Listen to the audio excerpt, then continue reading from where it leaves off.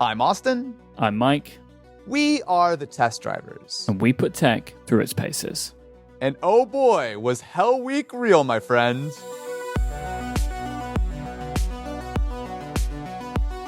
Austin, we theorized it, and it happened. So, Hell Week is a week of exciting technology. So many things have happened in the past week.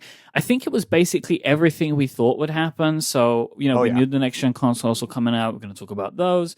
We knew that the iPhones were coming out. We're going to talk about those. And we expected that there would be an Apple event, which there was, and we're going to talk about that a little bit later on in this episode as well. But I actually think we need to start out with a correction to last week's show because we got quite a lot of follow-up about something that you said. So here was the situation. We were talking about the AMD graphics cards, and I asked you, would there be a benefit to me going with an AMD CPU and AMD graphics card? And the reason I asked this was because I assumed there would be and thought I'd read something that suggested there would be, but you told me, nah, man, don't worry about it. And I was like, okay. And then the entire Test Drivers audience got in touch to say that you were wrong. Can you talk about how and why you were wrong, please? Okay. So, first of all, apologies to everyone, and thank you very much for making it very clear to us, specifically me, that I was very wrong. Everyone was super nice, but it's one of those things where every now and then in a podcast or in a video, you say something wrong and you've done it, and then people correct you, and they're being great in the correction, but the correction keeps coming. For like 2 weeks, you keep getting the correction, right? As people are getting to the episode on their own time. So it was like this continuous wave of corrections for you. Okay, so here's where I went wrong, right? So there actually typically aren't any major advantages. So CPUs and GPUs are fairly agnostic, typically speaking. However, specifically with the Ryzen 5000 series of CPUs, specifically you actually have to have, I believe it's an X570 or a B550 motherboard, so some of the higher end boards. And if you buy the Radeon RX 6000 series, there is a feature called Smart Access Memory. Now, this will, in theory, give you up to an 11% performance upgrade. Essentially what it does, it allows the processor to pull from the VRAM of the GPU directly over PCI 4.0. It removes some of the bottleneck of the CPU having to fetch stuff back and forth. We'll have to obviously see how much of a difference that makes. The 11% number sounds pretty ambitious, but that would be an advantage of using AMD and AMD that I definitely missed last episode. So I apologize for leading everyone astray. My bad. So would there be... So here's my thing, right? So I keep talking about this, but I'm keeping my eye on graphics card stock, right? That's what I'm keeping my eye on. And I'm starting there. So I guess if I can get one of the AMD graphics cards, I might as well, I guess. There's no benchmarks yet. As of the time of recording this, there's no benchmarks, right? I haven't seen any. So I will say that we are close at hand, maybe even by the time this episode goes live. Some of that stuff it's close. I will say that I plan on giving the new graphics cards a shot in my new personal rig. So very shortly when this episode goes live, I will be, in fact, probably working on it as we speak. But I'm updating my own personal rig with Ryzen 5000 and with the RX 6000 of Radeon cards. So stay tuned, but I, at the moment, feel pretty confident that these cards, they look great, and I think that they'll be, you shouldn't be disappointed, is what I would say at the moment. All right. So what I'm hoping is I can actually get an AMD graphics card, because I have thoroughly failed to get the NVIDIA card that I want, which is the Founders Edition. Yeah, I honestly don't know what the stock situation is going to be. Yeah. I very much expect it's going to sell out, and I think it's going to be hard to get your hands on. Yeah. It might be a little bit better than NVIDIA. I don't know. I mean, typically, it does seem like there's more hype behind NVIDIA, just sort of like people just sort of default to picking up that, new RTX card. But I honestly have no idea. And we're not too far away, right? I mean, it's only a few days from now. The cards will actually start to go on sale. Of course, the 6800 and the 6800 XT will go live first.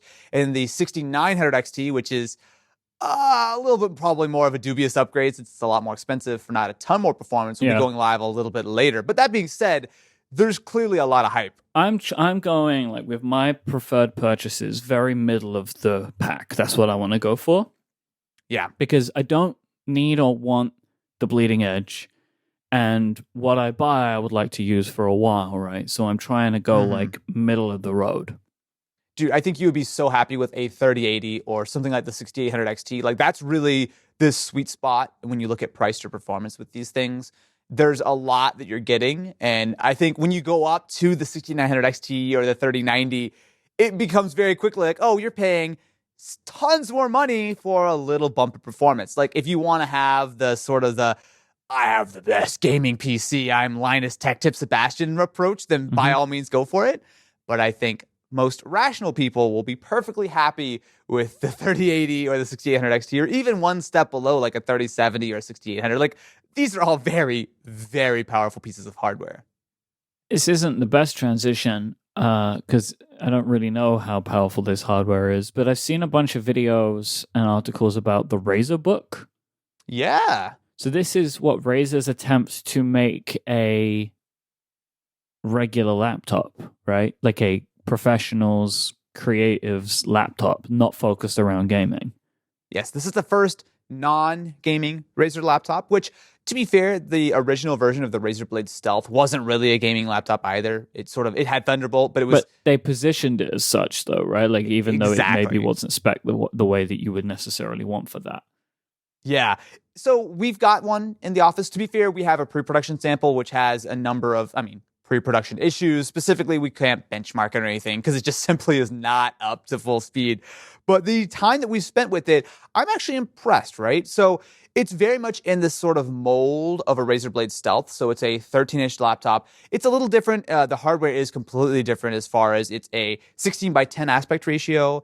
It is a sort of slimmer chassis. I believe it's about a 10% smaller chassis overall. They've kind of slimmed up the bezels specifically. And it also has like an interesting port selection, right? So even though this is a non-gaming laptop, it's meant more for like productivity. You have a couple of USB-C based Thunderbolt 4 ports. You have full-size USB-A and full-size HDMI, which is something that I am very happy to see. That's not common, especially on these kind of like quote unquote thin and light laptops. Now, that being said, it is still a bit of a chunky sort of laptop, right? So it's about the same thickness of a Razer Blade Stealth, give or take a little bit. It is certainly a little bit more squared off, and it's just bigger than most like XPS 13s of the world. But that being said, you have good battery life. They quoted it at 14 hours. I can't really comment on it since our pre-production sample just is early and rough. So we'll have a final. 14 is the claim. I mean, in my personal experience, I struggle with getting the claimed battery life from a Razer laptop. Sure. Like, like my Blade does not do what they say it does with normal usage. I mean, you can do a lot of things to make the battery run. 14 is it doesn't look like a big laptop. I can't, that would surprise me. It would surprise me. It sounds ambitious, but there are a couple of reasons why I think it at least should be a big step up over the Razer Blade Stealth. So this does not have a dedicated graphics card. So this is using the Intel Xe graphics, which it's, to be fair, it's the 11th gen. I know that obviously the Intel stuff has gotten better. Specifically, 10th and 11th gen are very power sipping, and it is part of it used to be called Project Athena, but essentially it's their new kind of Evo program to optimize the laptops, et cetera, et cetera. But there are definitely certain things going for it. It also does have a decent amount of power. So even though it's not a gaming laptop per se, those Xe graphics actually are equivalent to like a 2-year-old Blade Stealth anyway, right? So when you look at like the dedicated GPU, so it's enough to play, I would say, the vast majority of games out there, at least on low settings, which is nice. And you don't have the battery life penalty of carrying around, a secondary NVIDIA GPU built in. So there's a lot that I like about it, but the main issue is it's expensive, right? So it's a little bit cheaper than the Blade Stealth, but not by a lot. So it starts out at $1,200, which is fine. But they get you an i5, they get you like 8 gigs of RAM, 256, but you don't have a touchscreen, right? If you want to upgrade to the next tier up, it's a full $1,600. And it's good, right? I mean, you get the i7 and you get the touchscreen and more RAM and more storage and everything, but it's a little bit I mean, for not that much more, you can get a Blade Stealth with that dedicated GPU and with a 120 hertz display, which this just simply doesn't have as an option. Okay. This looks like a nice option for someone who wants a Apple quality hardware solution for a Windows machine. Because that's what I like about Razer. Their hardware is very well made. And if you're not looking for a gaming laptop, right? If I take gaming out of the equation, which I mean, to be honest, on my laptop, on my iPad, or whatever the portable device I'm carrying, I'm not really a big gamer, right? I'm not going to be playing a lot of games on my sort of work, portable laptop. And when you take the gaming side out of the equation, the Razer Book is a much better laptop. Yeah. Smaller. It has actually a better keyboard. It has per key RGB backlighting. So I know that the Razer Blade has just like the single zone. So that's kind of nice. You also do have a 16:10 aspect ratio and those really thin bezels, which is great. You still have the Windows Hello facial recognition. It looks fantastic, like with the full screen on like it looks really good. Yeah, absolutely. And again, pre-production, so don't take it too seriously, but the battery life has been good. Keyboard is classic Razer. It feels nice. Our trackpad's a little bit, the finish on our trackpad's not final. So again, it's hard to say too much about what we have here in the studio at the moment. But I actually could see a scenario in which, I don't know, if there was no exciting MacBook on the horizon, that the Razer Book would be absolutely my daily. But there's a couple other things that might be a touch more interesting coming up soon. Oh, okay. All right. Well, I'm sure it's going to get the test driver's treatment, whatever it is. Oh, you better believe it. This episode is brought to you in part by Sync Up, a OneDrive podcast. I love finding new shows to listen to, new podcasts for my commute, new podcasts for when I'm washing dishes, and I'm sure you do too. If you're looking for something new to check out, Sync Up takes you behind the scenes of OneDrive, so you can learn more about how to connect files, share your documents, and work from anywhere, which is something becoming more and more important these days. Every episode covers a dedicated topic with guest interviews, news and announcements, and a special topic outside of the technology norm to keep things fun and interesting. So, just so you have an idea of what to expect, some stuff that they've been talking about recently is how to look at empowering Mac users for changing management and product adoption with file sharing, how to set up personal vaults, and so much more. And an episode that I just checked out was covering some of the new features announced at Microsoft's Ignite event, especially some of those new features coming to their iOS apps, which sound really great. So go and check it out today. Just search for Sync Up wherever you find your podcasts. That's SYNCUP, or you can just click the link in the show notes and go check it out. Our thanks to Sync Up and Microsoft for their support of this show and all of Relay FM. Next gen consoles are finally here, asterisk kind of, depending on where you live, but at least most of the world can get a console. Can I start by talking about my experiences with the Series S? Please do. Because I finally have a next-gen console. It has, unfortunately, been Hell Week, so I think cumulatively I've maybe played like for 2 and a bit hours on the console so far. The thing that I really wanted to focus on, actually, is how seamless and fantastic the console setup is for the Series S. So they encourage you to download their iPhone app or their Android app, which I did. And then I set up the entire thing on my phone and the console was just doing its thing. It was super seamless, really smooth.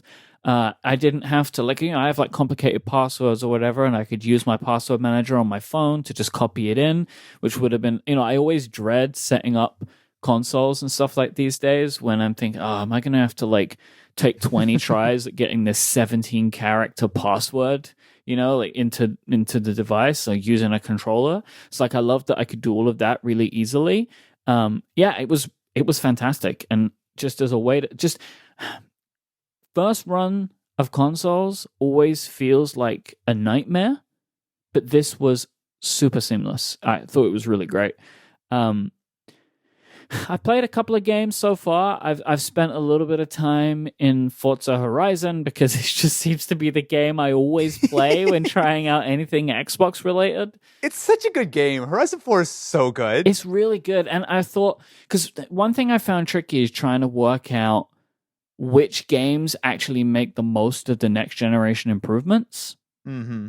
Because everything kind of just says like optimized for Series X and S. I'm like, what does that mean though? And also I can never remember what features I actually get from the S. Like I know I don't get 4K, right? But I get sometimes higher than 1080p. I know I can get 120, right? Frames per second. Mm-hmm.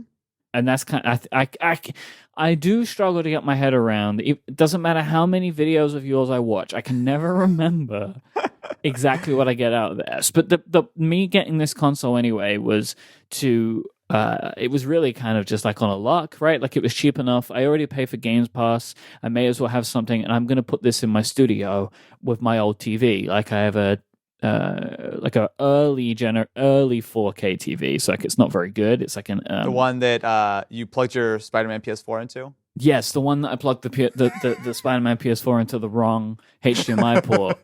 At least the new TV, all of them do 120, right? They're all HDMI 2.1. Like I have 3 HDMI ports, and they're all 2.1. Nice. This new TV as well, the LG one that I got. What I really love about that TV is it recognizes what's plugged in and names the inputs itself. Yeah.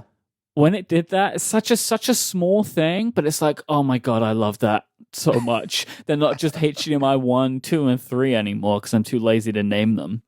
But like even when I unplugged my PlayStation and plugged in the Xbox, it changed the name. Yeah. No, look.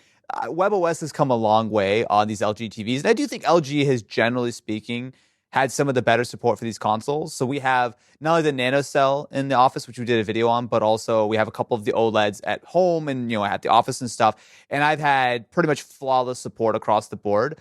I know that Matt here, he's had some issues sort of getting the Series X up and running with his. Like he had 3 different firmware updates on his TV in like literally 10 days as sort of the HDMI 2.1 stuff was propagating out. But regardless, I've been pretty happy with the way that the rollout has been. And Mike, can I just say how happy I am to be with you on a show with 0 PS5 Series X embargoes of any kind?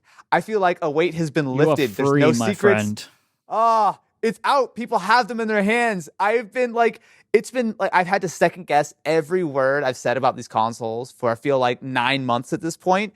It is so nice that they're out. Everyone's enjoying them. All is right with the world.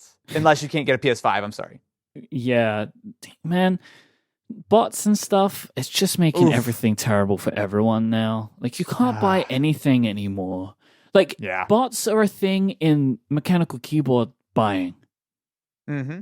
They're everywhere. It's terrible. Anyway, so I've played some of Forza. I played some of the new Assassin's Creed game as well, which looks great. It's fun. I want to play more of it. What sold me on it was I saw somebody say it's got some like Breath of the Wild vibes, and I was like, all right, and I got it immediately. The Xbox UI, I like. I really like the kind of I don't know what they call it, but the quick menu when you press X and you can jump into different games. The quick resume stuff is very cool, but also that UI is just really nice. There is a bit of complication, I think, for the fact that Game Pass and the store are different things. I would have liked to have seen them integrate that a bit better. And I know they do a good job of telling you if a game that you're looking at in the store is available for Game Pass, like if it's included. But the fact that I have to think about going to 2 different places, it's just kind of strange to me.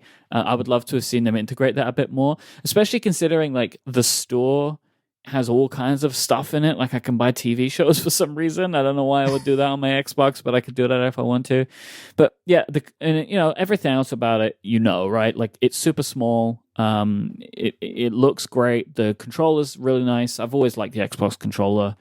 But ultimately, I'm most looking forward to getting my PlayStation next week. Man, Spider-Man, I bought it on Amazon because I wanted to have one game on a disc while I'm waiting for other stuff to download. Right, the disc is here. Like it's like torture because the console just doesn't come out in the UK until the 19th. I don't get that. I think it was a. I think it was like a availability thing. That's Ah. the only logical reason I can assume this, or they had some kind of issue with approvals in Europe. I don't know. But the games are shipping now, Oh my god. right? So I have Spider-Man Miles Morales. I have it now. It's at home, and I had to look at it. I just imagine you're just sitting at home, surrounded in a pile of Amazon boxes with like PS5 controllers and headsets and games. Just like, where's my console? Oh, I do realize I only ordered. I didn't order an extra DualSense. Ooh, you should probably grab one. That was a bad idea. That was a mistake. Because if I'm gonna want one, it's gonna take a while. I actually don't think they've sold out. I've actually seen the other day. I actually saw a couple of DualSense still at the store, so you might be all right. I think it's the consoles that are really constrained. Oh my god, Austin, I could order it and have it in 2 days. Yeah. See, you're fine. You're fine. But it's so annoying though, because what am I gonna do? Just sit there with the controller? Yes, you'll just tear it apart like I did and make some clickbait video. It'll be fine. All right, let's talk about that. Let's talk about the fact that you obliterated a PlayStation 5. Okay, how dare you libel me like that? I will have you know that PS5 has been put back together. It works flawlessly. I don't know what you're All talking right, I about. have two questions. One, Okay. it legit works, right? 100%. 100%. On what grounds can you say flawlessly though? Like, how would you know? It is cool. It is quiet. I have Right. had no issues whatsoever. The whole thing's been pulled back together. It is as good as new, as long as you don't mind that there's like 3 screws that I couldn't find where they're supposed to go back in, and there's a little bit of a scratch on the inside, Oh. which is covered up by the front panel. No one would ever know from the outside. It's beautiful, Mike. I don't know what you're talking about. So yes, I definitely did get a PS5, take it out of the box, and short of plugging it in to see that it would turn on for 2 seconds, immediately tear it completely down to the liquid metal foundation. Yes. It's a great video. People need to go watch it. I'll put it in the notes. Oh, thank you. How nervous were you taking this thing apart? Honestly, I can't believe I'm about to say this. It wasn't so bad. There are a lot of screws in the Yeah. PS5, but there's nothing about taking apart this console which is actually particularly difficult, right? It just Okay. takes a lot of time. Like some of the heatsink, and specifically the rear shield behind the motherboard, I swear there's like 35 screws holding it in, which seems Yeah. wildly unnecessary. But short of like unplugging a few ribbon cables, a few little connectors here and there, like actually removing the heatsink from the board, there's nothing, once you unscrew it, there's nothing holding it in besides just incredibly sticky thermal like pads that are on the VRM and everything. But like it actually wasn't so bad. I was a little concerned about the liquid metal side of things because based on how you do liquid metal, it's very easy to get that all over the place. And, it can cause huge problems because any of that little liquid metal goes across the board. You're probably going to start shorting things out. But taking it apart, and I will say not the most careful way in hindsight, it was completely fine. It even went back together completely fine. It's as if nothing ever happened. I will give them huge props. The PS5 is, I don't know, I mean, we may have like some iFixit score by the time the show goes live, but I actually think the PS5 is relatively easy to work on, which is not what I expected to say at all going into it. I mean, it makes sense from Sony's perspective, right? First runs of consoles always have some kind of problem. There doesn't seem to have been anything so far that seems to have caused significant issues. There was some clickbait of them apparently catching on fire, the Series X, but that was... The vape? Yeah, the vape. That was a complete lie.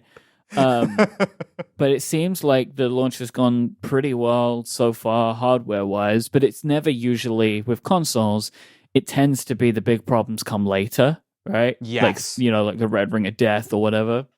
Mm-hmm. Yeah, like my main concern would be that liquid metal. Like before going into this, what is the deal with this? Like, I feel like I don't understand why liquid metal would be helpful.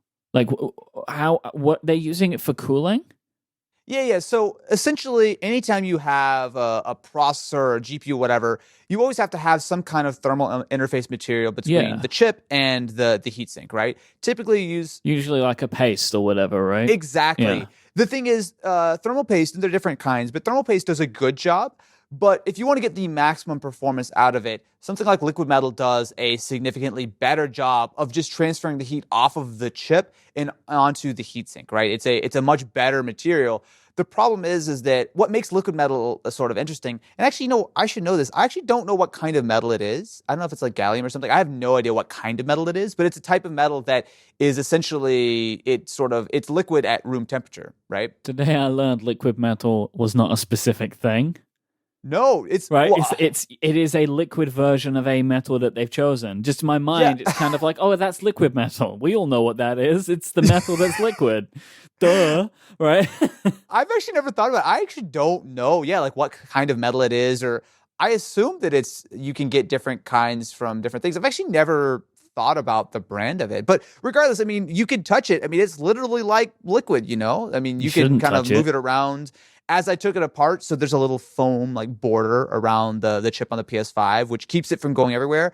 As I sort of detached it for the first time, a little bit of the metal did kind of go off to the side, but it got completely stopped by that foam little pad. So I think it's probably going to be fine long term.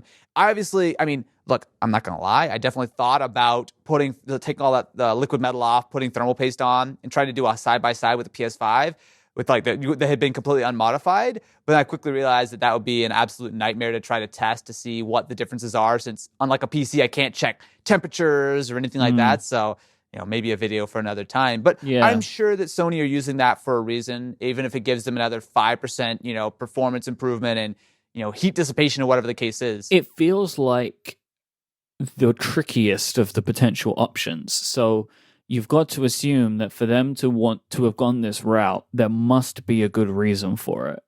Yes. Because yeah, I it would fully be so much expect it. easier if you just used some kind of cooler and liquid and thermal paste. Like, Yeah. And alternatively, they could have gone with what Microsoft has done for the Xbox One X and the Series X, which is go for a vapor chamber. That's yeah, become, it's obviously a more expensive solution since it's a more complicated piece to machine. There's obviously a little bit of liquid inside the vapor chamber, as the name implies. But I would assume that they were able to run the numbers and think, oh, okay, we're going to spend $7 on the vapor chamber versus $2 on the heatsink and the liquid metal. I'm probably way off on the actual number there, but Mhm. I'm sure they ran the numbers. They considered their performance targets, and they figured that would be the best optimum solution. It's unique though, because I can't think of another mainstream consumer electronics that has had liquid metal in Mm. the cooling apparatus. I know that there were back in the mid 2000s, there were a couple of like enthusiast GPU options that had liquid metal like already installed. And of course, if you subscribe to Quen or to Linus, you know that they've done a million liquid metal like MacBook and Yeah. various different sort of overclocking challenges and whatnot, which is great. But as far as like buying a standard piece of consumer tech, I believe this is one of the first applications of liquid metal. And I'm really curious to see how it sort of ages long term. Having ripped both of these things apart now, like you've had the opportunity to take both machines apart, and I think there's been many people that have been able to do that. Which insides do you find more impressive, PlayStation or Xbox? I think the Xbox is more technically impressive.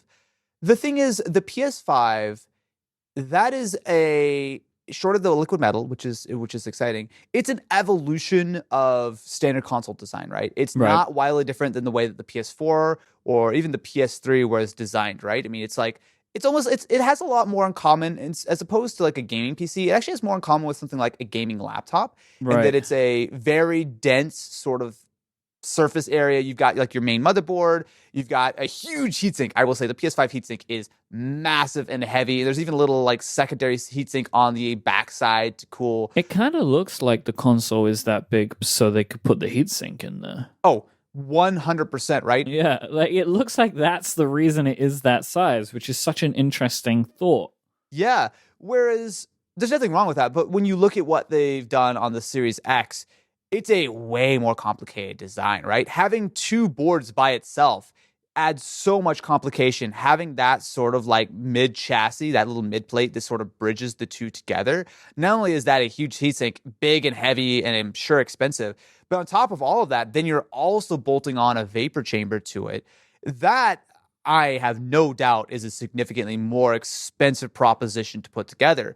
Now, ultimately, you can sort of judge however you want. I mean, the Series X seems like a smaller console in a lot of dimensions, but it's a little bit more of a squared off kind of shape. Whereas the PS5 is this very long, very sort of tall chassis. I personally think it's a lot easier to fit the Xbox into places. For my personal home setup with like my TV, I can't fit either of the consoles in. I have to put them beside the TV on the top. Like neither of them will actually fit in the little place that the PS4 Pro or the Series S or the One X all fit in, no problem. So I think there's an argument, and certainly if I was on the Microsoft tech team, there's an argument to be made that all the money that you spent making this console so small and so ultimately, I don't say quote unquote portable, but everything that they did for the engineering ultimately didn't make it that much smaller. But I don't work for Microsoft, and I'm not on the Xbox team trying to, be the number cruncher on try to making money on these consoles. I'm a person who likes to use both of these, and I will say that the Xbox has a more interesting design. It's a more technically advanced design, and it also is, in most people's scenario, a easier console to fit wherever it actually ends up. So I like the Series X, but the PS5 is a more simple design that clearly works very well because both of these consoles are whisper quiet and run relatively cool, even in slightly more sort of challenging environments that maybe might not have the cleanest airflow. What are your thoughts on actually using a PlayStation 5 though? Because this is your first actual use of one, right? Yes. So this is the first time I've been able to play the PS5 with the controller, with the games, everything working as intended. I am very impressed with the PS5. Very impressed with the PS5. Yeah, it's great. I mean, so first of all, I will say that the Xbox interface is essentially the same as the Xbox One. In fact, what the Series S and X are running is pretty much just already been brought out to the Xbox One, right? So there's not a lot of advantage there. There's certainly features that I miss coming from Xbox to PlayStation. Quick resume, hands down the most important one. It feels like a little old school in some ways when I'm on the PS5 and I want to launch a second game and I have to wait for that game to quit and load it again. But that's so much faster than last gen that unless you have a Series X in your house and you switch over to the PS5, you're never going to notice it. Quick resume seems like a feature Sony's gonna try and implement. It seems because it seems logical once you know it exists, right? But like I could imagine them trying to either want to maybe do it for a later one or see if there's a way that they can have some kind of similar feature as soon as possible. I'm sure if they could do it, they would, but I actually am not convinced that that's something that they could easily implement because the way that the Xbox One and the Series X have always been designed from an OS perspective, it's not really just like one operating system, right? They have a hypervisor and then they have everything like one level below, right? So you have like the interface of the game, like it all kind of almost runs sort of siloed. And the way I understand is that they're able to essentially hibernate a game, load it straight to the SSD, and then they can bring it back in and sort of I don't know, revive it or however. I'm sure there's a much more technical phrase, but they can bring those games up and down in a way that the architecture from the very beginning has very much kind of made that possible. I don't know a lot of the details of the back end of specifically the software and how that's been implemented on the PS5. My impression, though, is that would be a very difficult feature for them to copy. But you're into the controller and stuff? Oh my God. Okay, Mike. So look, I've talked a lot about PS5 this year, right? I've done videos on the controller. I've done multiple videos on the controller. But the thing that I've been missing this whole time is not so much the hardware or sort of how it looks or blah, blah, blah, the specs. It's really the experience. And I will say, without any shadow of a doubt, the DualSense controller is my favorite feature of the next generation of gaming, period, right? It's not the ray tracing, it's not the SSDs, it's not the higher fidelity graphics.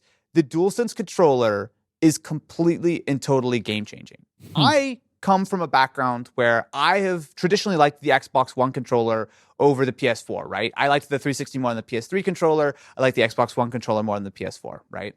The DualSense is, first of all, a good controller just straight up, right? It's bigger, feels much more comfortable. It's got a nice grip. Obviously has not only USB-C, but a built-in battery, something that I wish the Xbox team would ship. But all of that is so secondary to the immersion of the DualSense. This is something that I have talked about, and I have a video that should be probably live by the time this episode is live, which I will be going much more in depth on.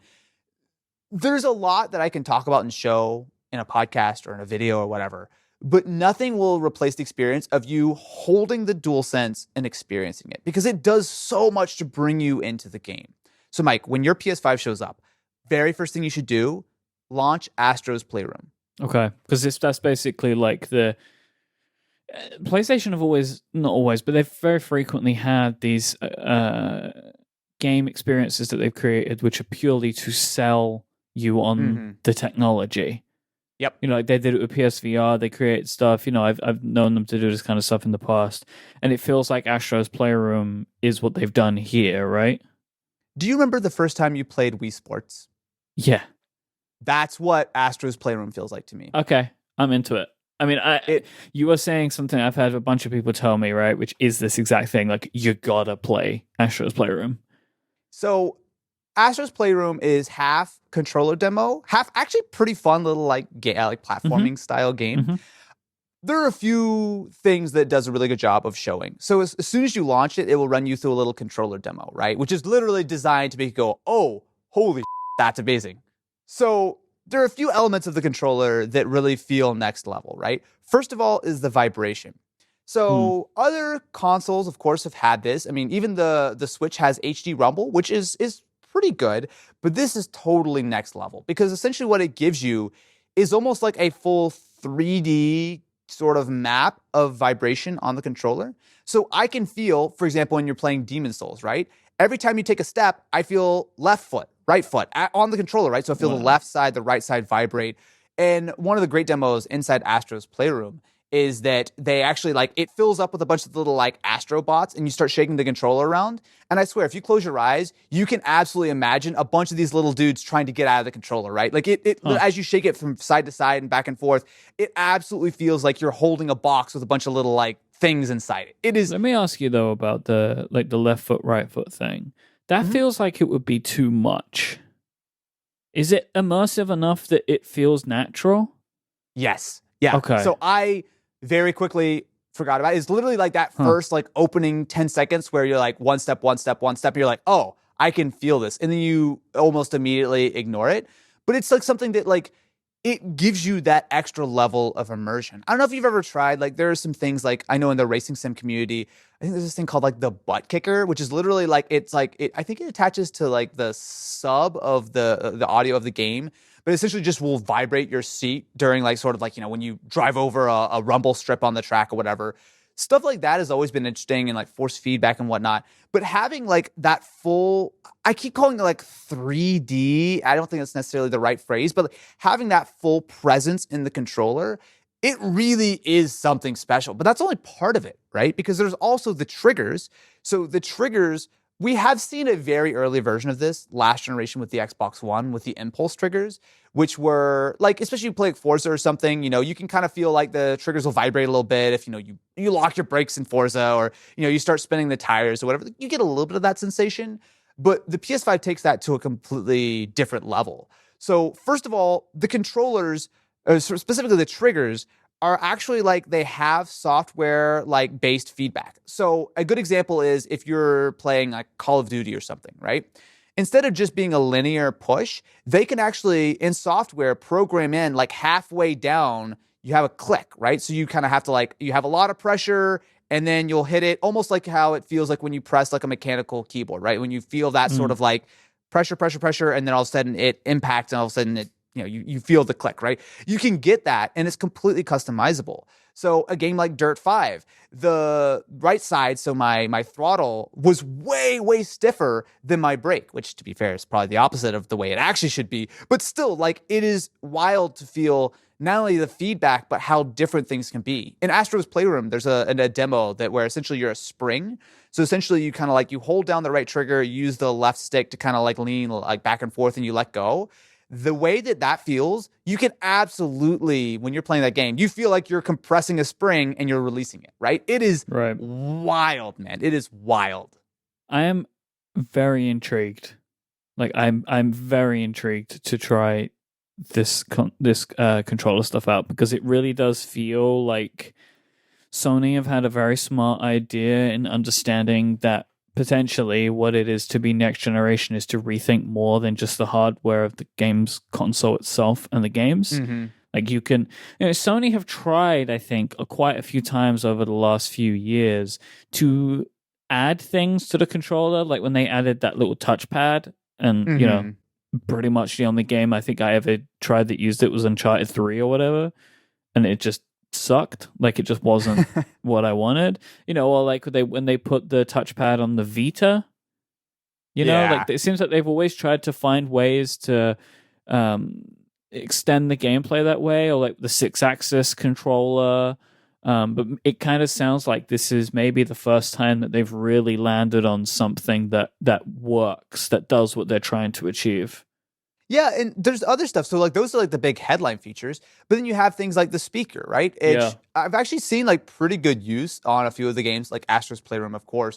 But even again, like something like Demon's Souls, right? Or Spider-Man is another example of a game that actually doesn't take great advantage of the controller generally. Like, you very quickly can just imagine you're playing on a DualShock. I mean, it doesn't really do a lot of the craziness.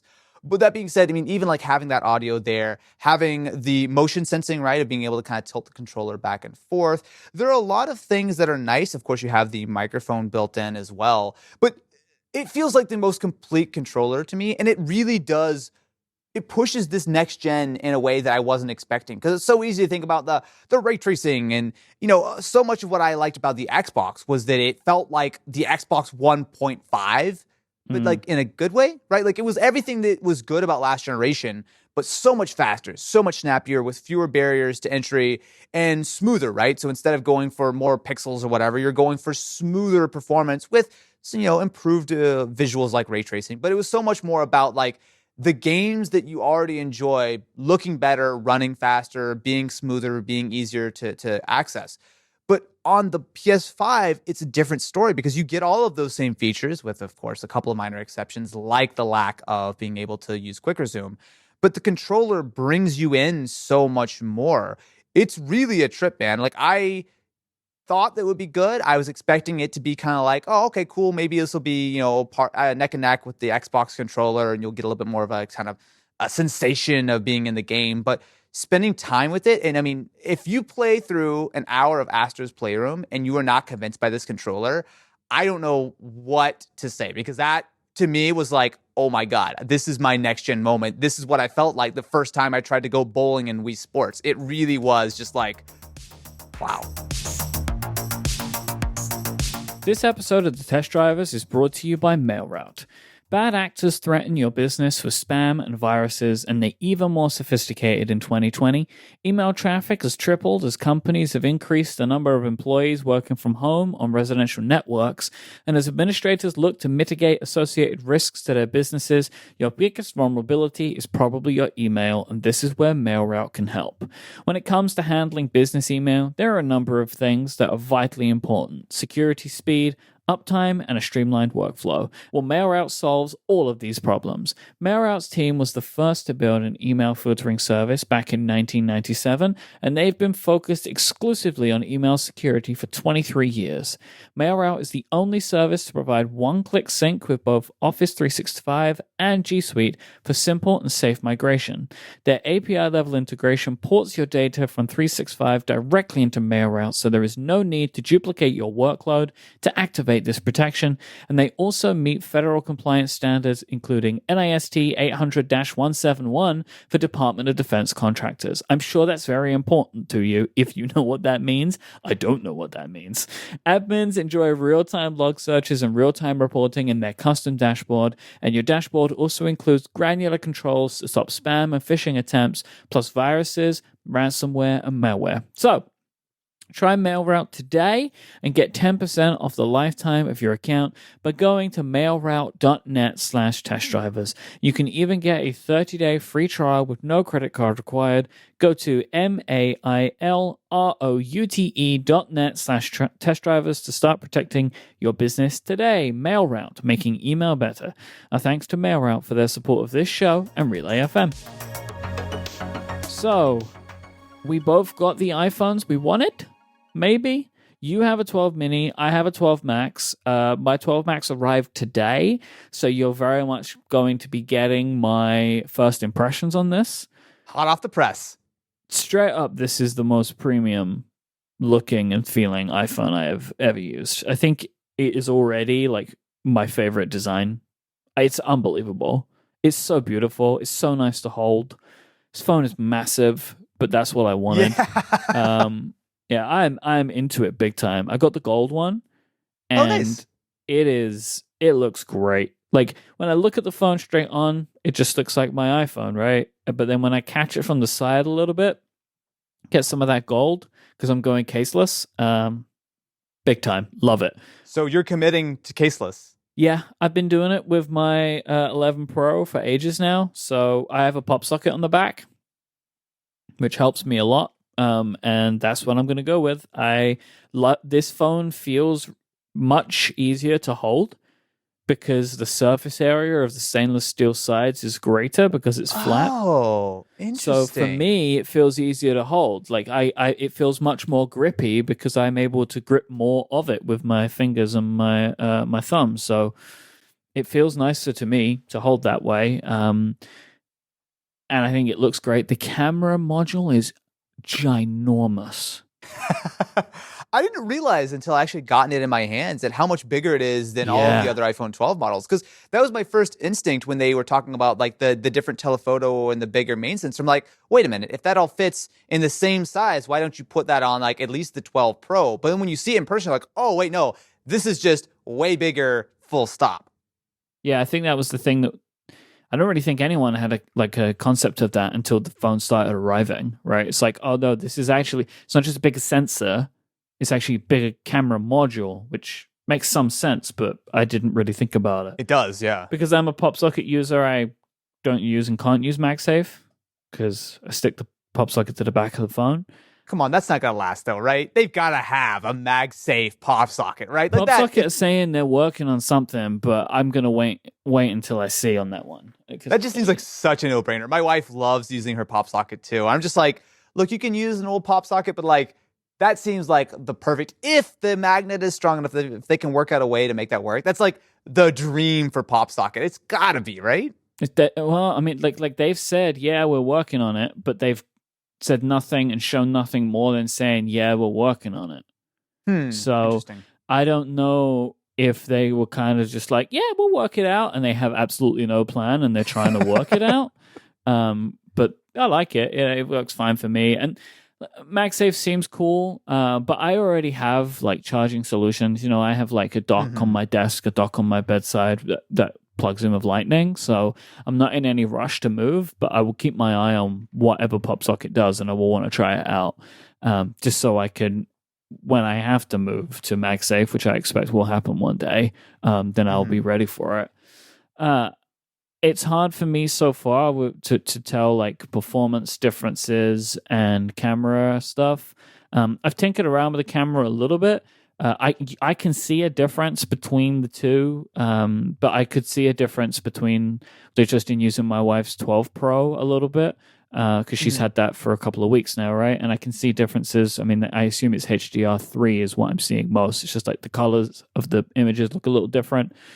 It's interesting to have the 2.5 zoom lens.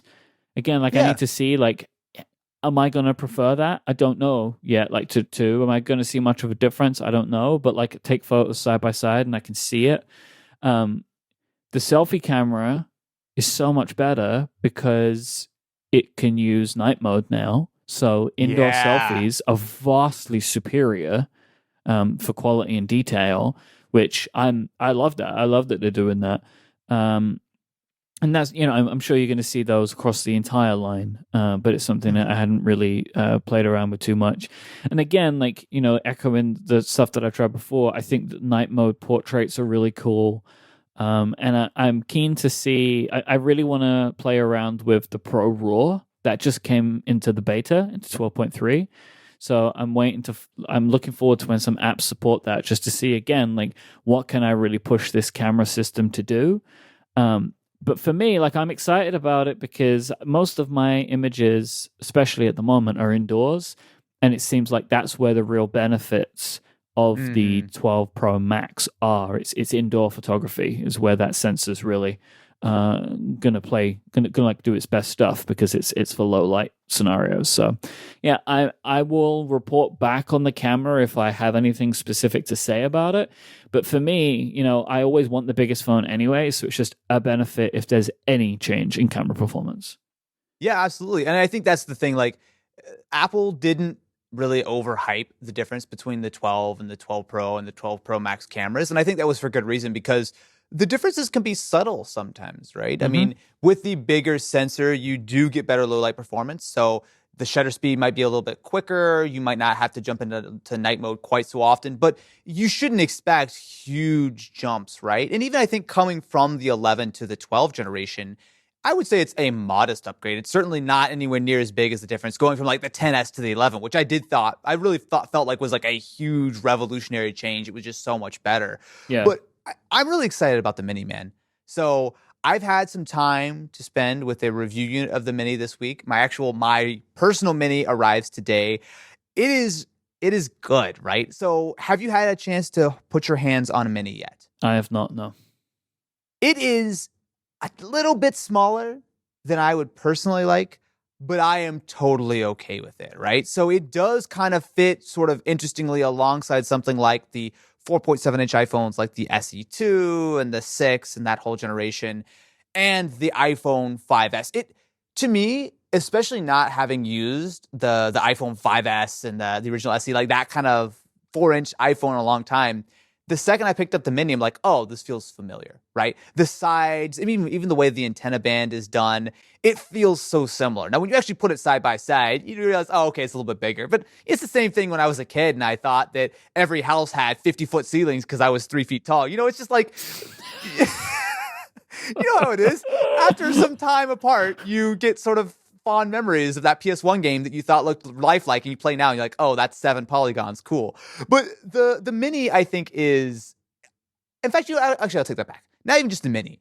The iPhone 12 line this year is nicely weighted, right? So previously, I always thought it was a little awkward, the sizes that they offered. So you had the 11 Pro as well as, obviously the 10. But like you had the 11 Pro last year, which was kind of like the medium size. Then you had the 11, which was like medium plus. And then you had the 11 Pro Max, which was just big, right? To me, the differences between the three sizes were not that clear. It just felt like it was a little bit of an awkward thing. It almost felt like because they had to deal with sort of splitting the line between OLED and LCD, that they were a little bit constrained in the sizes and the batteries that they had to run. But this time around, now that the entire iPhone 12 line are running OLED displays, I feel like there's a really good differentiation between the Mini, the standard 12 and 12 Pro, and the Max, right? And it's nice to see real options, right? Because for so long, it's been like, before you had the medium phone and the big phone, and then we had medium plus big, but now we actually have legitimately three very different options that I think are going to appeal to different people. Because with the Mini, I mean, that's my jam, man. I mean, look, I have said this before. I'm not getting rid of the Z Flip, right? Like I'm not going to go pull a Pixel on us again, I promise.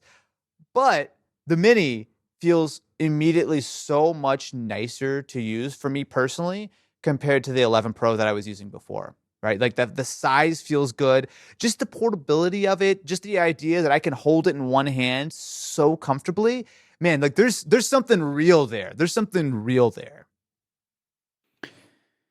So I mean, this is clearly like it's the iPhone for you, right? But it's not still not probably enough to be the phone for you. I like the Z Flip too much. I mean, I will say so. I mean, I am what, 7, 8 months? How long have we had Z Flips? Since what, February? Something like that? Yeah, that seems about right. Yeah. I have found little areas where the dual phone life is fraying a bit. Specifically, and like I get calls on both phones, and sometimes Oh I'm like, boy. wait, where's this one? Where's that one? Right? Or I will say that like there are minor annoyances that I don't have on the iPhone. Like I love my Galaxy Buds. I love the little beans. I can't stand that half the time I try to watch a YouTube video that the sync is off and I have to like pair and repair and Oh like God, disconnect. no. Yeah, like it's one of those Ooh. things that, especially how good AirPods have gotten with their integration with iPad OS and Mac OS, like there are little things where I'm just like, all right, maybe I might spend a little bit more time with the iPhone. But the main things going into the Mini, and I know we've talked about this before, but the just really kind of hit home now that I've spent time with it. The main things I was really concerned about was what are the compromises of going with the smaller phone, right? Right. So 5G, the exact same support, which arguably might be a little overkill with the small battery on the 12 mini, but still, it's nice that you're not really losing anything on that side. And of course, none of the iPhones this year have high refresh rate, which is something that I actually really feel like the Pro phones are missing. I'm actually kind of okay with that on the Mini, but like the fact that even like the big Pro Max is running at 60 hertz It's a shame. feels, yeah, like I get it, and I will be very surprised if they don't have high refresh rate next year, because I feel like that boat is really gonna be way down, way Hmm. down if they don't even do it next year. But because the 12 line is so similar with performance and pretty much everything across the board, there to me are very few compromises with the Mini, right? The performance is great. I did actually a speed test, and I was impressed that the Mini was very, very close to the performance of the Pro Max. It was only in like 20 minutes into a speed test and a couple points in Geekbench did I see any difference at all. And also the camera. I'm really happy with the Mini camera. So the Pro Max actually in a couple of my tests actually was slightly worse. Hmm. So the autofocus was a bit of a problem. And I think that's just because it's a bigger sensor, right? We've seen this Mm. on a lot of the bigger sensor phones on Android, right? The bigger sensor just means there's a lot more depth of field to work with and it's harder to kind of nail it down. Whereas when you're working with a smaller sensor like on the 12 and the 12 mini, everything's usually kind of in focus anyway. So they're like minor differences. I'm actually curious, have you shot much video, and specifically have you looked at like the stabilization on the Pro Max? Like how do you feel about No. that if you've tried it so far? I have not done enough testing of that by any stretch of the imagination yet. So it's interesting. So one of the main advantages of the Pro Max is that it has sensor shift stabilization, which is totally Yep. different than what we've had previously, because pretty much all of the last few years of iPhones have had optical image stabilization through the lens, right? So, kind of as your hand naturally moves or whatever the case is, the element in the lens will kind of move in the opposite way to compensate to kind of keep things stable. And of course, there's a lot of digital stabilization as well, right? And generally speaking, iPhones have been completely class leading in video. Surprise, surprise, right? It's been like this for a while. I was curious to find out about the 12 Pro Max because it has a very different way of doing it. As opposed to moving the lens, they're actually moving the sensor behind the lens to compensate, which is the way that a lot of more pro cameras, like our Sony A7s, for example, that's the way that they do the stabilization. However, it actually is not quite as straightforward as that, because supposedly the performance is the same. You actually don't get an advantage of in stabilization theoretically on the Pro Max. It is much more so about the ability to have the same level of performance and stabilization just with that larger lens, because essentially because the lens is just physically bigger on the Pro Max, from what I've been told, it actually doesn't have, like, it's harder to move a bigger chunk of glass to get that same level of performance. So it seemed like the easier way to do it was to actually stabilize the sensor, which is really cool. But I guess going into it, the Pro Max doesn't necessarily have some huge stabilization advantage. They just go about getting to the same place in different ways. Right. That makes sense. And because again, it's like it's not necessarily then that you're going to be much more stabilized video, but it means you could, in theory, have better quality video in certain instances with the same amount of stabilization. That if Yeah. they would have wanted to give you the better quality lenses, you would have ended up with worse stabilization. Exactly, which is Okay. really interesting. I didn't think about that, but it's cool to see that you don't have those compromises. Yeah, it's interesting because it's not that they put the stabilization in to make the stabilization better. It was they had to do it this way to improve the lens system overall. Exactly. It was a full upgrade across the board, right? So Right. it's a very interesting approach. What I will say is, like, again, the Max has the same as the other phones here. Is the HDR video just looks fantastic to play Oh, back because yeah. it lights the screen up so bright. It really does do a great job of making video look better. Just pure the HDR will just always make it look better, and I think it looks fantastic. Yeah. The only thing I can say about it, and this is very much like an early adopter kind of issue, it's kind of hard to deal with that footage, right? So, in fact, actually, I Yeah. believe last night Final Cut got an update to support Apple Silicon, and I believe that's supposed to be the update that supports it. I haven't actually tried it yet, but I believe that's the update that's supposed to just natively handle the HDR footage. I will say in my review process of these phones, it has been a bit of a nightmare to try to deal with this HDR because it just simply is very like you almost gonna have to do a lot of manual sort of correction and sort of clamping down the color space to get it into a usable state for Twitter or for a YouTube video or whatever. So I will say that it's nice and it will be a lot smoother, I think, in the coming months as there's more support. Because if you just throw an HDR video at any editor and it's just going to freak out and go, oh my God, this is the brightest thing in the world, it's not going to work. But I think that's an easy problem that will be solved. I will just say on that I completely understand that this is an issue. This isn't a problem. Like, no. Okay, so this is one of those situations where if you listen to what people who review these things professionally tell you and just take that as a fact, you end up with maybe not the full picture. Listeners out there, I ask you, how many of you are taking these photos and videos, or especially the videos talk about in this context, and doing anything other than watching them on your devices? Yeah. Right? Like, because that's for me. I don't take video on my phone and do anything other with it than watch it on my phone or send it to somebody else's phone. Like, yes, if you are using that video and trying to turn it into a YouTube video, you're going to come into some issues. But otherwise, it's never going to be a problem for you. Which is like, so I understand that these issues are there, but for pretty much every user, yeah, there is no downside to it because, you know, Apple do a good job, but they've done with their other stuff in the past too, of it. They detect if you're sending it somewhere else, they will convert the video for you on the fly. So it's not going to be HDR, but that's not going to be the case if you're like taking that file off the phone to a Mac and then trying to put it into Final Cut. Like, that's not going to work. But I'm never going to, not never say never, but with the type of stuff that I use my phone for, it's not going to be a problem for me, you know? Yeah. No, and I will say that this is such an edge case. It's just like, if you're making a camera comparison, right, or you're trying to get that max quality out, it's a little bit difficult. But like, you're right. Even something as simple as like you airdrop it to another device, the phone will very quickly realize, oh, am I sending the 10-bit HDR? Am I sending the 10-bit? Am I sending the 8-bit? Like, whatever I need to do, the phone can really quickly handle that, transcode it, and send it over on the fly.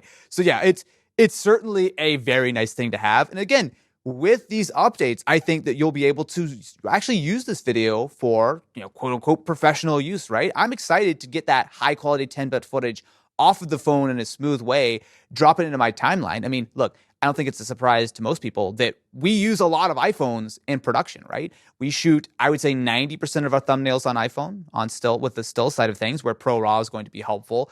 And I would say every second or third video has a good chunk of it that's shot on iPhone, right? It's like the iPhone has gotten good enough where we can easily mix it with a lot of our much more professional cameras, depending on the scenario. And it works, right? It's just there. It's a full recording solution in your pocket. And that's why I'm excited for the Mini, because it's so tiny. Having that kind of like video capability is great. And especially as I'm able to use more of these high-end modes like the HDR, specifically the 10-bit, which has so much data there, I'm very excited. You know, something that I've got to say just about this whole, just kind of wrap up the whole thought on the 12. Have we hit a point where Apple's pricing has gone from like, oh my God, it's so expensive, to actually kind of reasonable? They haven't lowered the prices of these phones, but everyone has caught up and exceeded to the point where I'm looking at an $1,100 Pro Max and thinking, yeah, that's a pretty good deal. Well, but that's the Apple haven't changed, just the context that surrounds it. Yeah, everyone's changed. Flown by, right? I mean, remember the reaction when people said that the iPhone 10 is going to cost $1,000? Yeah, everyone lost it. It was like, what are you talking about? And then everyone goes, oh yeah, 1,000. We're going to charge 1,400. We're going to charge 2,000. Everyone's like, 1,100. Yeah, that's fine. Yeah, I mean, like in these phones these days, right? There's a reason they cost the amount of money to do, because they're becoming more and more expensive to make over time. It's why the whole industry is going this way. But it is nice to see that they're not extending it so far. And as we talk about on this show a lot, there are a lot of companies that see it as an opportunity, including Google, to get in under those prices now. So even though the industry, the top end of the industry, is going up, it has created an opportunity that I'm very pleased that a lot of companies have jumped on, which is to create stuff that is cheaper, that's modern and good. So, like, yeah, I agree with you. Like, now it feels like that the market is stabilized around Apple's pricing for what flagships are. But it's good that that's not all it is, because that would be not good. Mike, if I could be a fly on the wall inside the Apple campus right now, you gotta imagine they're looking at Samsung charging $1,400 for their Ultra line, $1,500 for the Z Flip, $2,000 for the Fold. Do you consider making an ultra premium iPhone? What does that look like? You've got to imagine that. It's nothing like what we have now. Because, like, You the think Pro so? Max, the Pro Max is the ultra premium iPhone, For now, right? Well, just because that's the best they can do with what they have. But I think the only way they go further than this is stuff that we don't have right now, you know? I just think about Apple as a company who've clearly dominated the high end. They get so much of their sort of market share from the halo effect of the Mac Pro bringing up the whole Mac just because people know that they have a powerful computer they can upgrade to, or selling a hugely expensive iPad Pro maxed out. Like the halo effect is so real with Apple. I just look at the iPhone, and for so long the iPhone was one of, if not the most expensive phone out. But now that that is no longer remotely the case, I just think, like, if they made a $2,000 iPhone, people would buy it.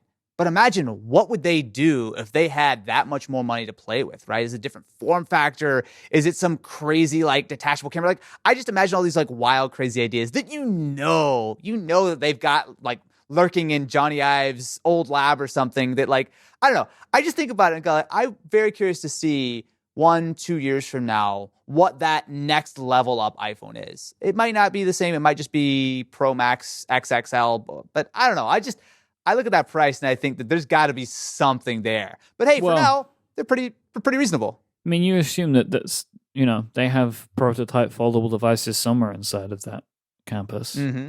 Like that's right? The next step. But I think for Apple, we're still some years away for them even beginning to step foot in that kind of market.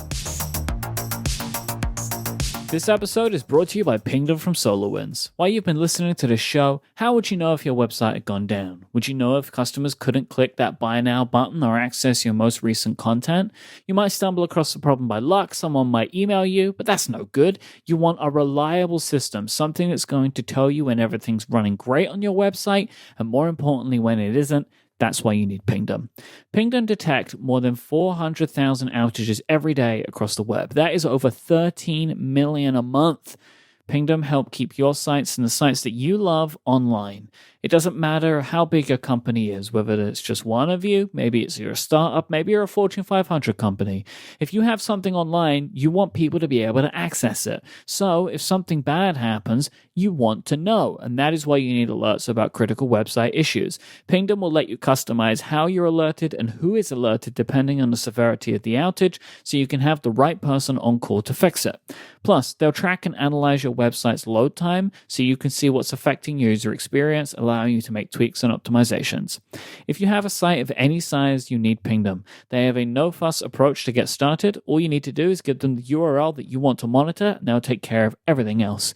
Go to pingdom.com/relayfm and you can get a 14-day free trial with no credit card required. And when you use the code TESTDRIVERS when you sign up, put that in at the checkout, you'll get a huge 30% off your first invoice. That's pingdom.com/relayfm and the code TESTDRIVERS at checkout for 30% of your first invoice. Our thanks to Pingdom from SolarWinds for their support of this show and Relay FM.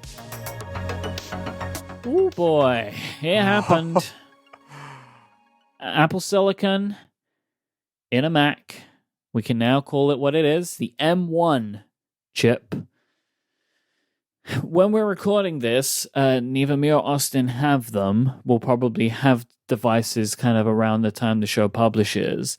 But there's, some benchmarks creeping out, and also we know what Apple have told us and what they've spoken about in the in all the media that they've been doing in interviews and stuff like that.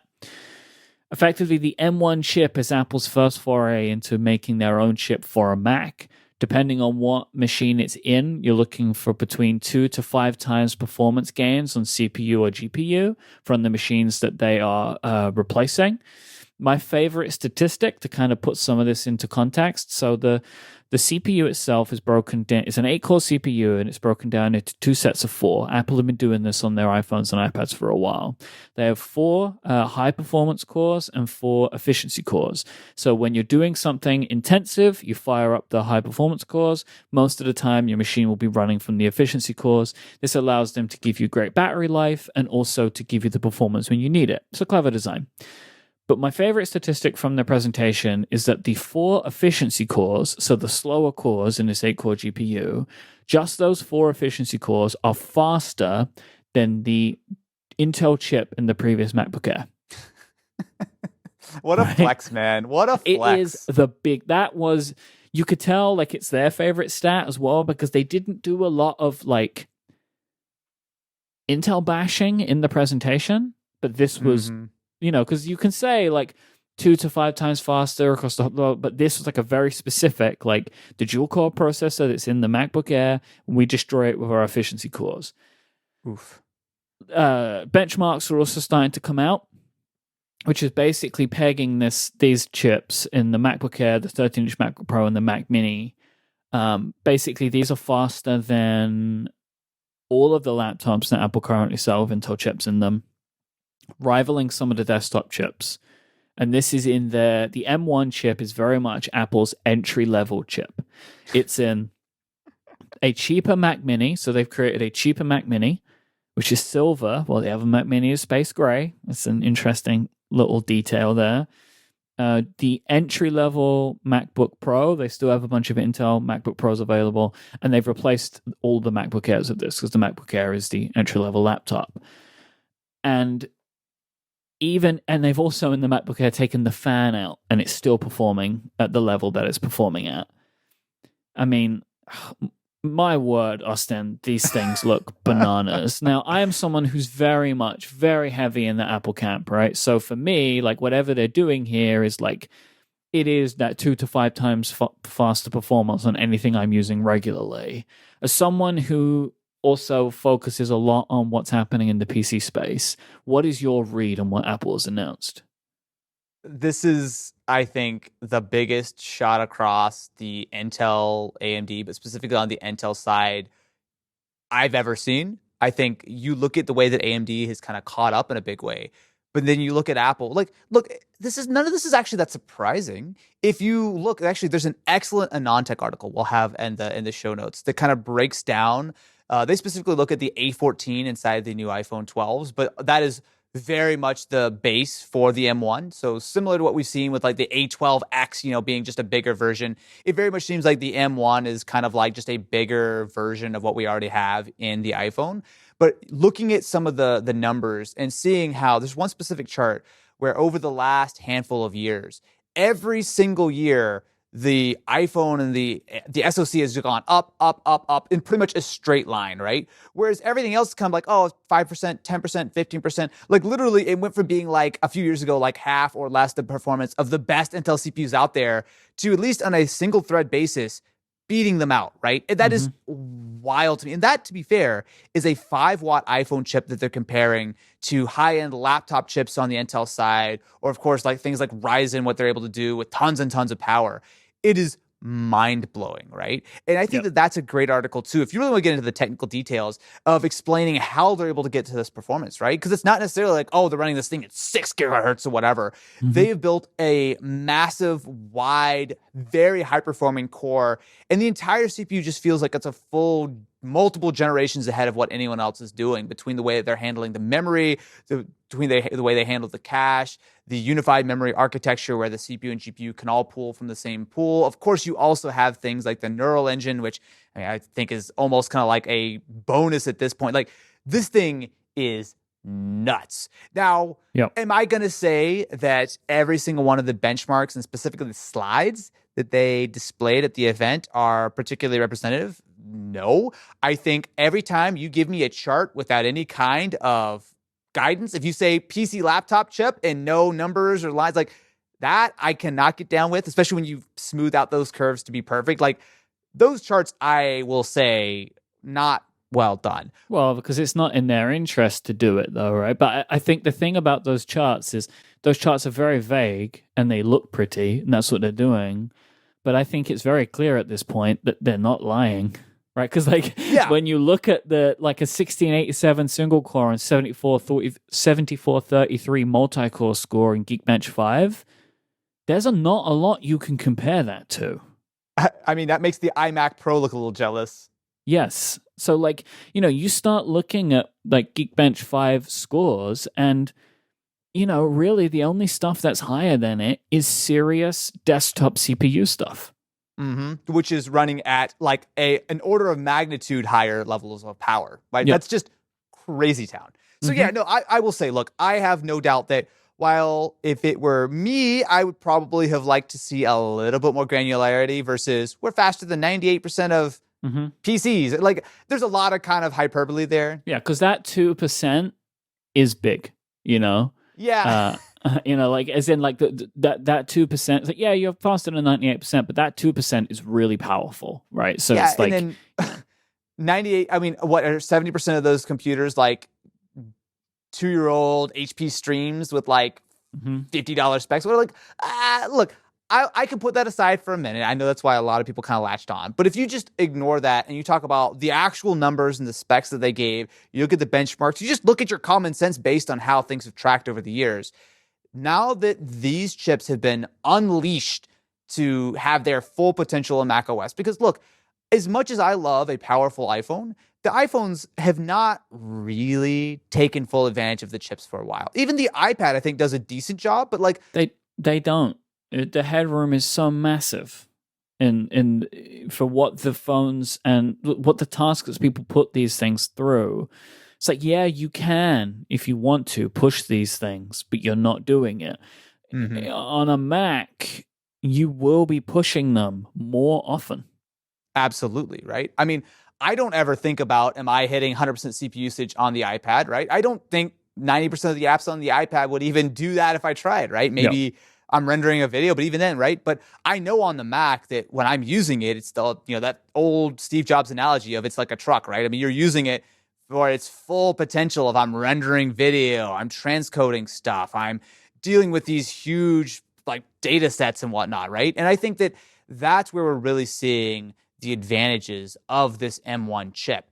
Is it going to be technically 100 times better or 2 times better or 5 times better, whatever the actual score is, compared to a lot of these other Intel machines?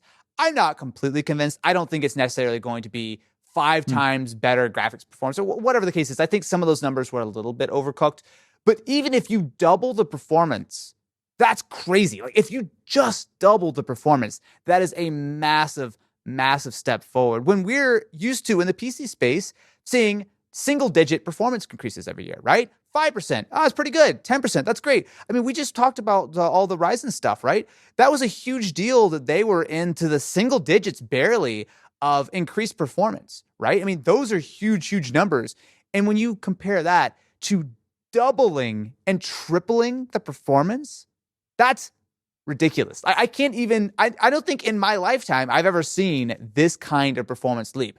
Now, grain of salt alert, guess what? We haven't actually spent enough time. We haven't spent our own benchmarks and we haven't lived with these things.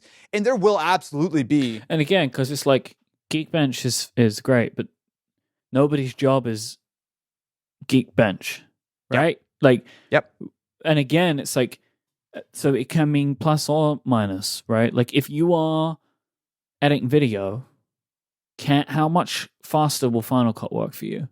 Exactly. Right? And like not even just compared to Final Cut, but maybe you work in DaVinci on a PC. How much faster is DaVinci going to run on Apple Silicon? Right. Absolutely. So like these are where that's where the real benchmarks are. Like it's just interesting to see what the raw power is. But again, it's like Geekbench scores are showing all of these 3 computers seemingly running at the same score. Well, there is going to be thermal throttling that Geekbench is not going to give you because otherwise they wouldn't have even made this MacBook Pro, because then the MacBook Pro and the MacBook Air from a performance standpoint are exactly the same. But they chose to make the MacBook Pro with the same chip, but they put a fan in it, so it Yeah. will sustain. Right. So this is where, once we get these in and over the next few weeks start to test them, that's where it's going to be really interesting. I do want to ask you a quick question, though, because I'm meaning to ask it and I don't want to forget it. Yeah. This is obviously step one, and Apple are on a 2-year plan, and eventually we're going to see some kind of Apple Silicon chip in the Mac Pro. Do you think there is a possibility Apple will have the best performing processor on the market? Yes. Really? Oh, yeah. Oh, Okay. I will be surprised if that's not the case. So they said a lot in that, right? And I mean, it was a very dense presentation. But one of the things that was sort of one of the big takeaways for me is that they have the world's highest performing CPU core, right? And if you read that AnandTech article and when they break it down, and again, we're talking about the iPhone version, right? The M1 version is certainly, it seems to be clocked 10% higher at least on a single core basis. If you look at what you're able to get out of one of these cores, it is head and shoulders above anything else on the market, right? And that's not even counting like for clock speed, right? Where we're looking at, again, the low end versions of these things in a Mac Mini, right? With like one little fan. You imagine what this would look like in a Mac Pro where you load up 28 cores, right? There's just some obscenely huge number. It's going to be mega, right? I mean, basically, right now, the way I look at it, the M1 is similar to what we would have gotten as an A14X, right? And we may even still see that version of the chip ship in something like an iPad Pro, right? But like, it's the same sort of template. The main difference here is that it has been unleashed not only by being able to run on Mac OS, but also getting the idea that you have, active cooling. You have more than a handful of watts of TDP, whereas most laptops are 15, 28, 45 watts to play with. I imagine that if they get an M1X or the M2 or whatever the case is, but the higher end version that will go into something like a 16-inch MacBook, maybe even something like a high-end 13-inch. You look at something like the iMac, like you look at the higher end version of this chip, give it another 40 watts of TDP, build a bigger GPU, and this thing is going to destroy. I'm impressed, man. I'm very impressed. It's just kind of cool to see them do it. They don't need finally. to. They don't need to, right? Like, Apple's machines perform perfectly well for what we expect, and as you were saying, like these, I mean, we were talking about this with the graphics cards, right? Because it's been a similar kind of deal with NVIDIA and AMD creating these graphics cards that are like these huge jumps, and like, what is it going to enable? What are we going to be able to do with our computers when they're 4 times faster next year?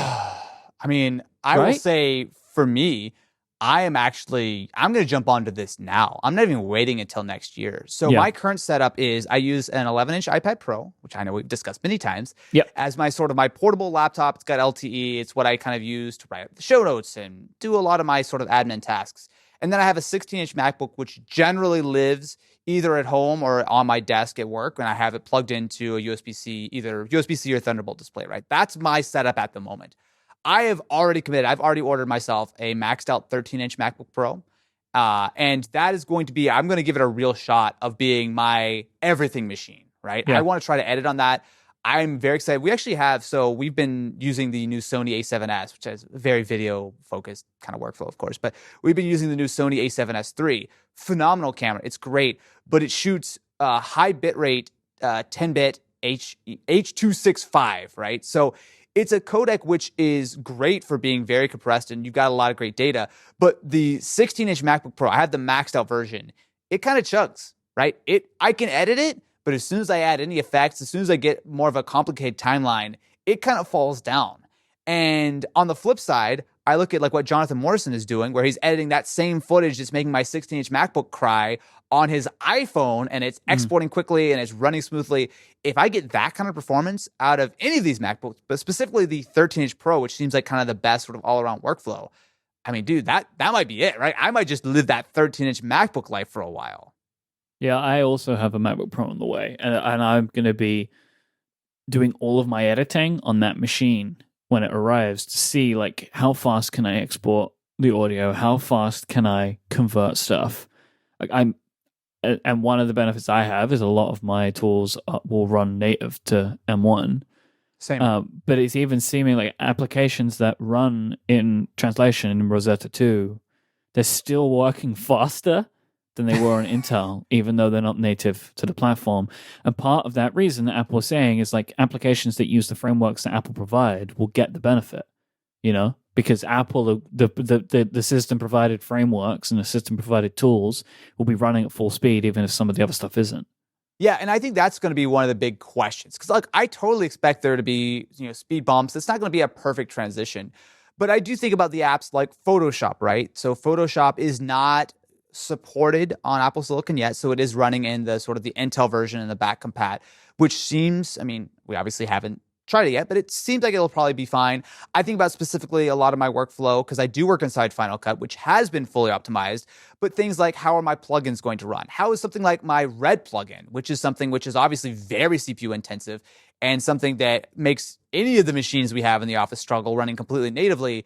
How is that going to work under Rosetta, right? I assume it seems like it will be okay, but will I be able to edit 7K and 8K Red RAW footage in the same way that I was able to before, right? There are certainly, I think, going to be some spots where, depending on the workload, you may have maybe not a huge performance loss compared to last generation, but I don't think you're going to see these huge performance. I think a lot of that 2x, 3x performance is just going to be soaked up by trying to run these things in backwards compatibility mode.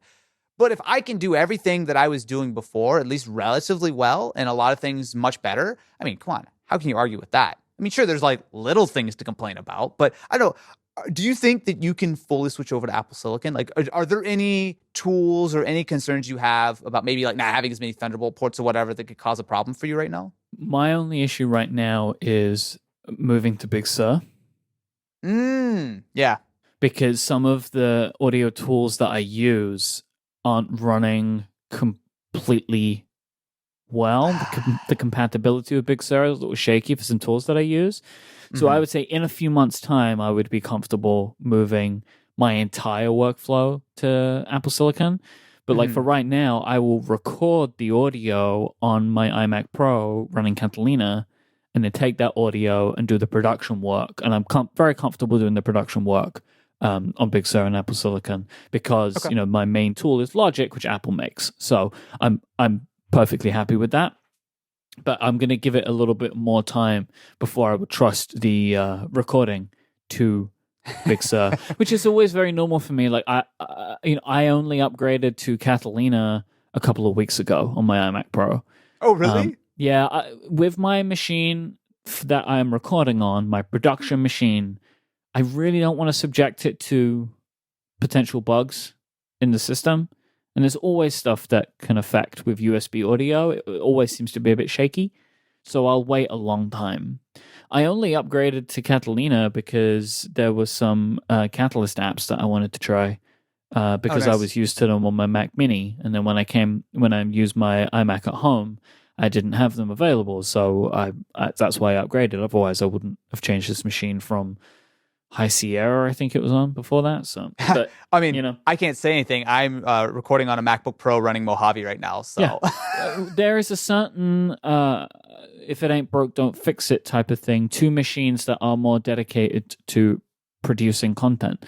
You it's like I always wait a long time before updating any of the tools that I use just to make sure that something didn't go wrong and they had to change tack. But the thing is that the Apple Silicon M1 chips, the machines, the Mac Mini, the MacBook Air, and the MacBook Pro, they ship with Big Sur and they won't run anything else. So you kind of have to commit to it. But I'm not gonna move everything over completely. I'm not going to entrust it with everything, but I will be doing all of the stuff that isn't critical in that if it's lost, it can't be refound. Like if I lost an edit, I can redo the edit. If I lose the recording, it's that you can't redo that the same, Yeah, of course.